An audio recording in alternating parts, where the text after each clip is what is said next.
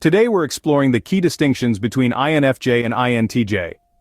The Myers-Briggs Type Indicator, or MBTI, categorizes personalities into 16 unique types. Among these, the INFJ and INTJ types stand out with distinct traits and behaviors. In the grand tapestry of human complexity, understanding these nuances can offer illuminating insights. So, without further ado, let's delve deeper into the intricate world of personality types. First off, the INFJ tends to make decisions based on emotion and personal values.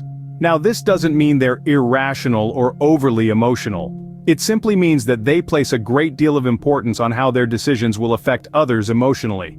This sensitivity to others' feelings often guides their decision-making process. Contrast this with the INTJ. They're the strategists, the long-term planners. They prioritize logic and rationality. When faced with a decision, they're more likely to analyze the situation objectively, weighing the pros and cons, looking at the facts and figures.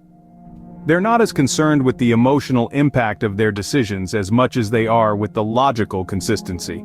Does this mean INTJs are cold and unfeeling? Absolutely not. It's just that they have a different approach to decision-making. They put their heads before their hearts. So, while an INFJ might consider how a decision will affect others emotionally, an INTJ is more likely to focus on its logical consistency. Secondly, INFJs and INTJs differ significantly in their social interactions. For INFJs, socializing can be a delightful pursuit. They tend to thrive in environments where they can form deep and meaningful connections. They're like social butterflies, fluttering from conversation to conversation, seeking the nectar of genuine human connection. Their empathetic nature allows them to tune into the emotions of those around them, creating a sense of mutual understanding and rapport. On the flip side, INTJs often find social scenarios more draining than energizing. They usually prefer solitude or the company of a select few, where they can engage in more introspective activities. Small talk tends to bore them, as they crave intellectually stimulating discussions. They might come off as reserved, but that's because they value their alone time to introspect and recharge. Therefore, while INFJs are more socially driven, INTJs are more solitary and introspective.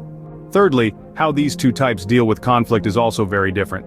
INFJs, being sensitive and harmony-seeking, often sidestep conflict, viewing it as a disruption to the peace they crave. On the other hand, INTJs are problem solvers who aren't afraid of a little friction.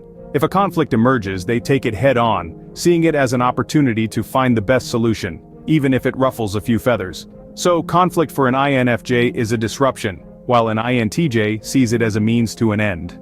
Fourth and fifth, let's talk about future orientation and adherence to plans.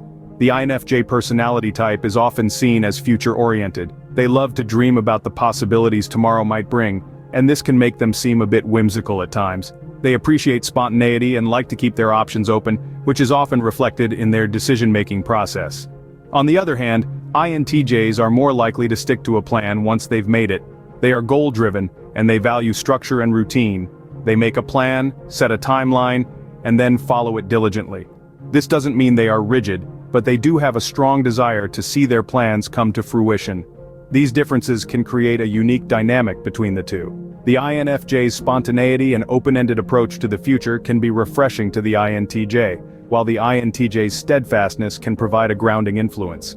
As a result, INFJs might seem more spontaneous, while INTJs are more steadfast and determined. Finally, we're on to differences 6, 7, and 8, sensitivity, creativity, and adaptability. Let's dive right in, shall we? First up, sensitivity. INFJs are known for their emotional depth. They feel things deeply, and are often more sensitive to criticism than their INTJ counterparts. This isn't to say that criticism devastates them, but rather that they are more likely to internalize it, to feel it on a personal level. INTJs, on the other hand, tend to be more thick-skinned. They're more likely to see criticism as an opportunity for improvement, a chance to refine and perfect. Next, creativity. INFJs have a knack for thinking outside the box. They see the world through a unique lens, which often leads to innovative and creative solutions. INTJs, while certainly capable of creativity, typically prefer logical and systematic approaches. They're more inclined to stick with what's proven, what's reliable. And finally, adaptability. INFJs, with their penchant for exploration and new experiences, are generally more adaptable to change. They thrive in dynamic environments and aren't afraid to veer off the beaten path. INTJs, however, value stability and predictability. They prefer to have a clear plan and to stick to it, and sudden changes can throw them off balance. So, while an INFJ might take criticism to heart, an INTJ might see it as an opportunity for improvement. And while INFJs are more open to new experiences, INTJs value stability and predictability. In summary, the key distinctions between INFJs and INTJs lie in their approach to emotions versus logic, social interactions, conflict management, future planning, and their of sensitivity, creativity, and adaptability. INFJs tend to be more emotionally driven, prefer deeper relationships, avoid conflicts, are flexible with plans, and are often more sensitive and creative. On the other hand, INTJs lean more towards logical reasoning, focus on ideas over social connections, confront conflicts head-on, stick rigidly to plans, and are adept at adapting to change. These contrasting attributes reflect the distinct personalities of each type and their varied interactions with the world. It's important to remember, there's no superior or inferior personality type, they're simply different, contributing to the diversity that makes us all unique.